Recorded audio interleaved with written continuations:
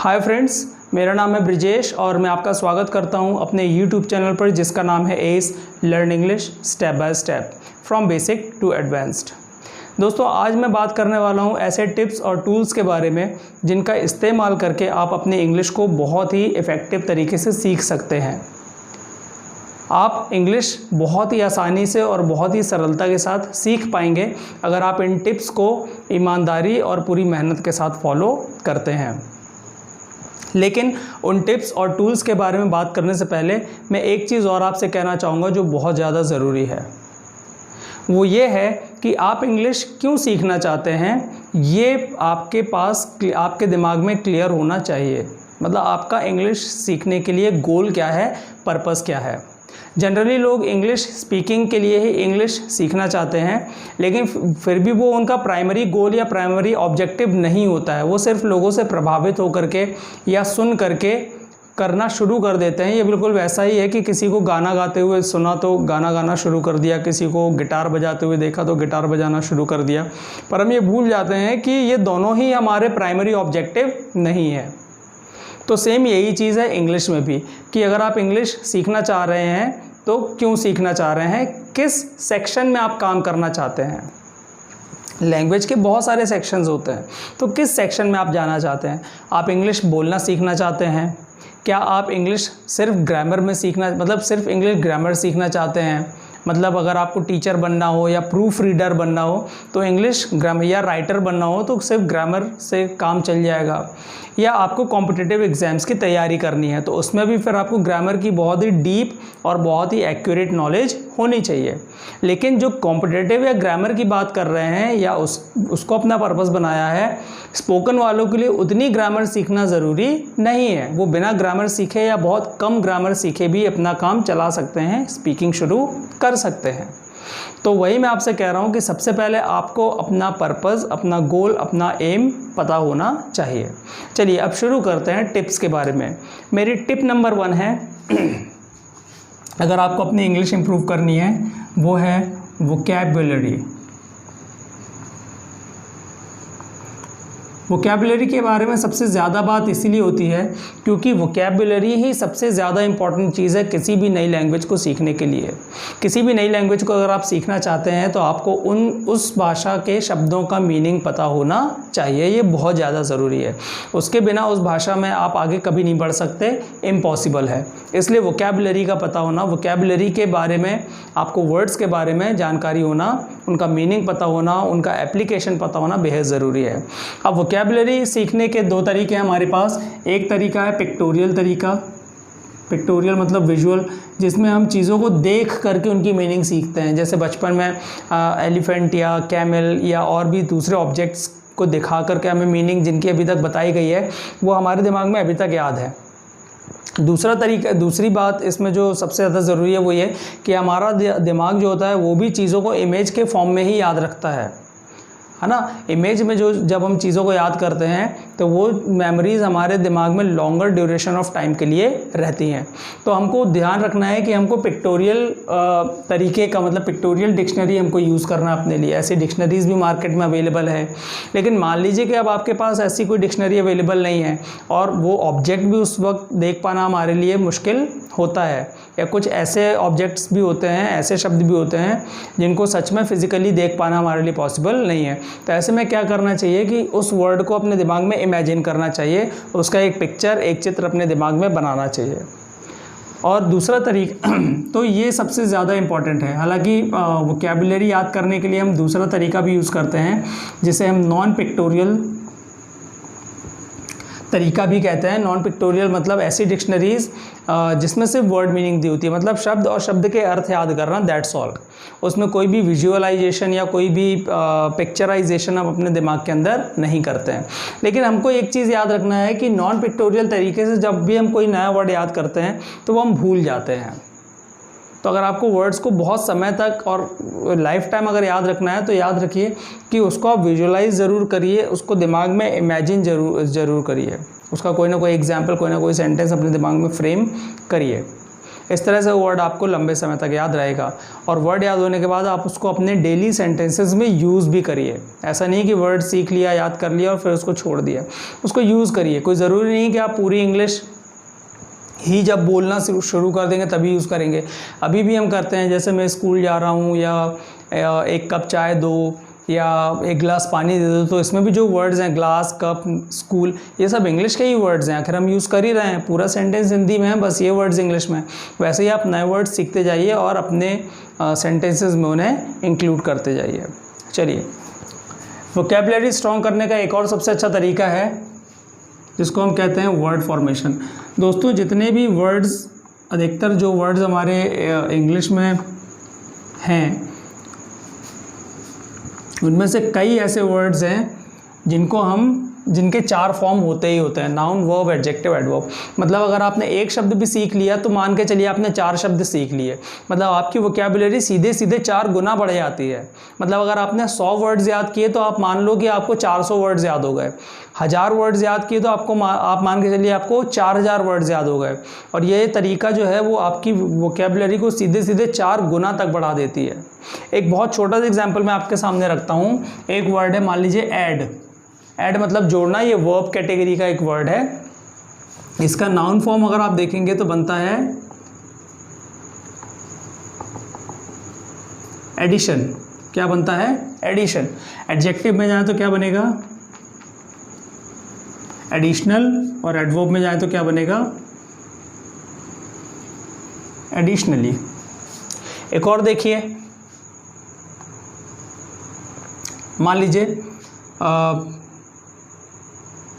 Agree. Agree भी एक verb category का ही वर्ड है। इसका अगर हम नाउन फॉर्म देखें तो क्या होता है? एग्रीमेंट। एडजेक्टिव में देखें तो क्या बनता है? एग्रीएबल। और एडवर्ब में जाए तो क्या बनेगा? एग्रीएबली। तो आप देख रहे हैं कि जब हमें अगर एक शब्द भी पता हो तो एक शब्द के सहारे हमें 4 शब्द याद हो सकते हैं। एडजेक्टिव को एडवर्ब में कन्वर्ट करना बहुत आसान है। एडजेक्टिव जो वर्ड है उसके पीछे आप क्या लगा दीजिए? ly, तो एडजेक्टिव का एडवर्ब बन जाएगा। तो आप देख रहे हैं कितना अमेजिंग तरीका है।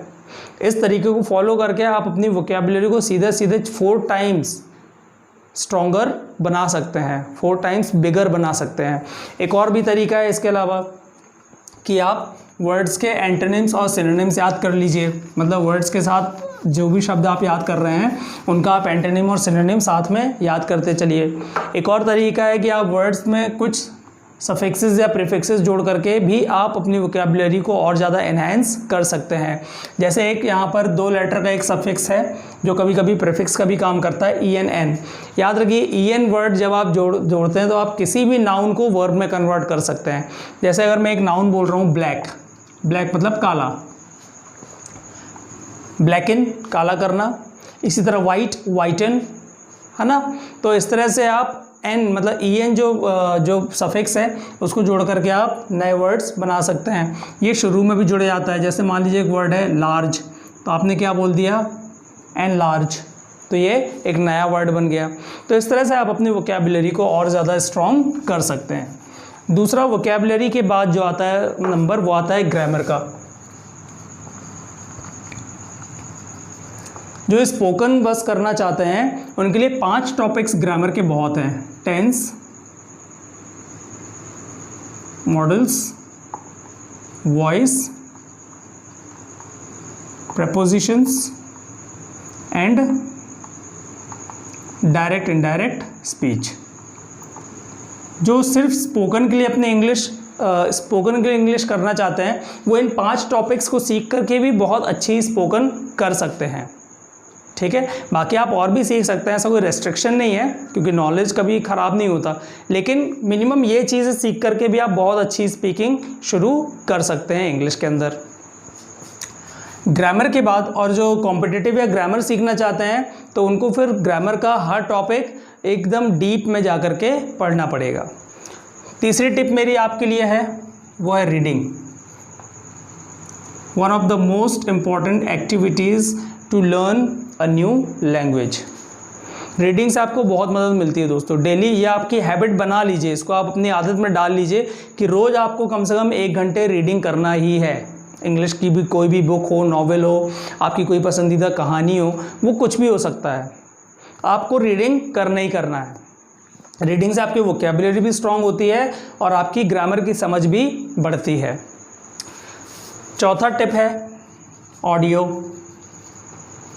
ये टिप जो है ये बेसिकली स्पीकिंग वालों के लिए जो स्पीकिंग सीखना चाहते हैं, कि आप एक काम कर सकते हैं कि आप जो भी कोई भी इंग्लिश MP3 है, कोई भी इंग्लिश सॉन्ग है, न्यूज़ है, या कोई भी इंग्लिश का कॉन्वर्सेशन है, वो आप आराम से हेडफोन लगा करके सुन सकते हैं और बिना खर्चे का है। इसमें से कोई भी ऐसी चीज़ नहीं जिसमें आपको पैसा खर्च करना पड़े।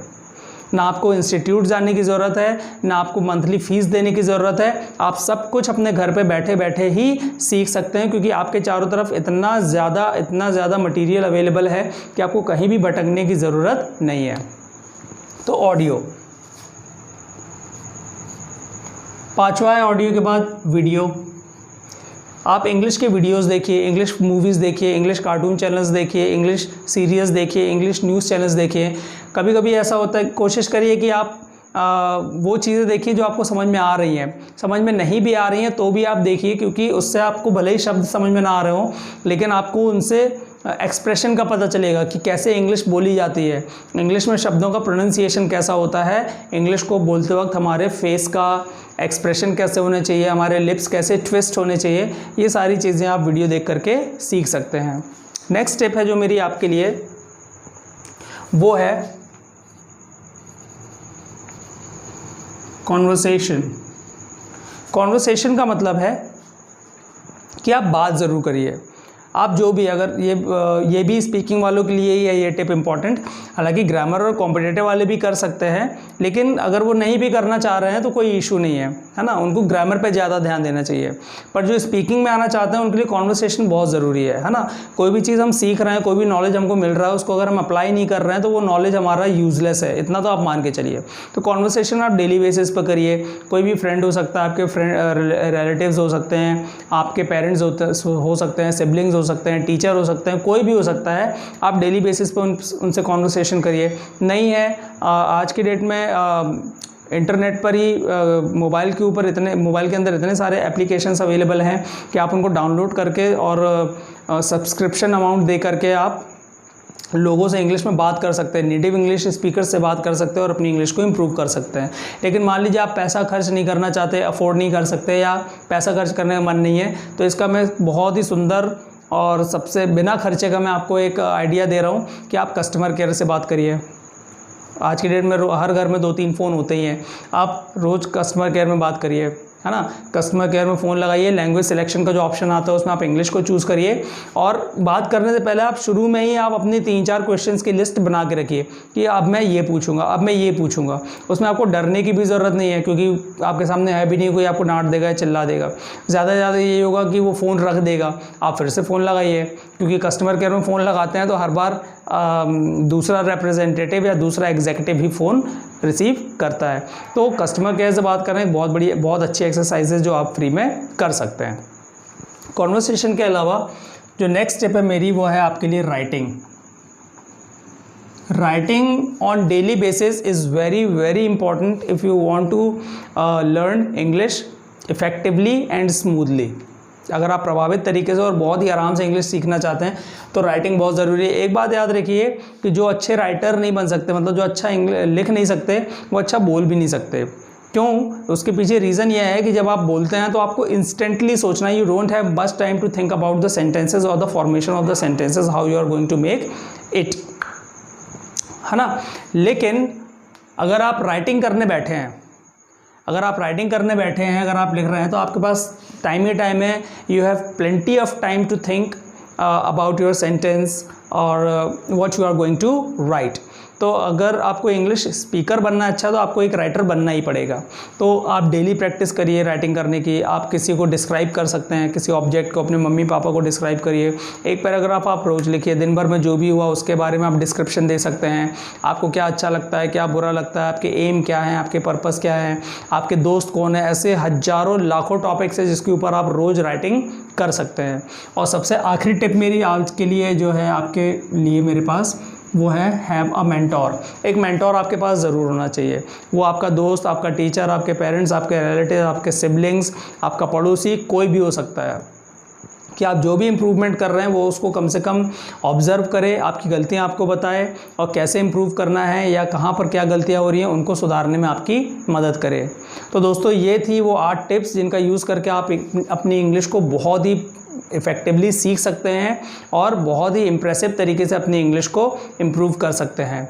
वीडियो अंत तक देखने के लिए धन्यवाद। जिन लोगों ने अभी तक मेरा चैनल सब्सक्राइब नहीं किया है वो लोग सब्सक्राइब कर लें। ये वीडियो आपको कैसा लगा आप कमेंट बॉक्स में जाकर के ज़रूर लिखिए।